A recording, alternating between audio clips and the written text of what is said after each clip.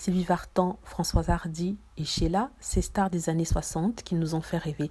Nous, je parle plutôt de la génération de mes grands-parents et de mes parents, ce sont des stars qui ont été célèbres dans les années 60 et jusqu'à 70, même plus tard que ça, et qui ont fait rêver toute une génération. D'abord parce qu'ils avaient un look particulier, un look qu'on ne retrouve plus ici de nos jours.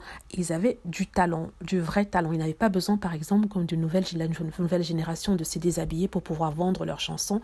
Ils étaient déjà talentueux. Donc ils avaient un style personnel, donc il y avait quand même une différence, on pouvait voir la différence entre Sylvie Vartan et Françoise Hardy, c'est deux personnalités différentes, deux styles de musique différents, c'est plus que l'une est blonde, l'autre est brune, ça c'est sûr, mais de nos jours avec les chanteurs actuels du 21e siècle, on dirait qu'ils se ressemblent tous, on peut pas faire la différence de style entre par exemple Katy Perry et Jennifer par exemple, ils font tous de la même chanson, des mêmes chansons de la pop music.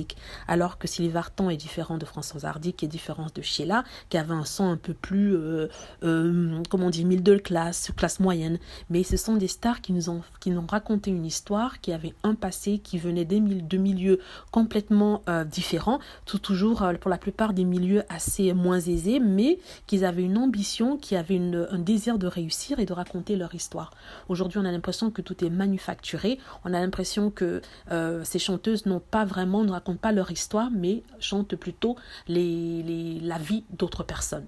Donc, je voulais faire justement un petit clin d'œil à cette génération-là, aux belles chanteuses, aux beaux chanteurs, sans oublier Eddie Michel, Jacques Dutronc. C'était vraiment des personnalités, de vraies gueules, comme on dit, de belles personnes. Ils n'avaient pas besoin d'être physiquement beaux, mais ils avaient quelque chose, ils dégageaient quelque chose. Ils avaient la niaque de réussir, ils avaient l'envie de faire rêver, de nous transporter dans un autre monde. Sincèrement, c'est l'une des générations qui a été la plus aimée, qui a été la plus créative au niveau du talent, et c'était vraiment les bons moments de la chanson française.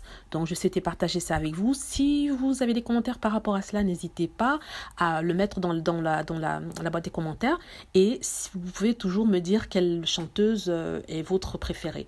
Et merci encore d'avoir suivi la vidéo et cliquez sur like si vous avez aimé et vous enregistrez pour plus de vidéos. Merci.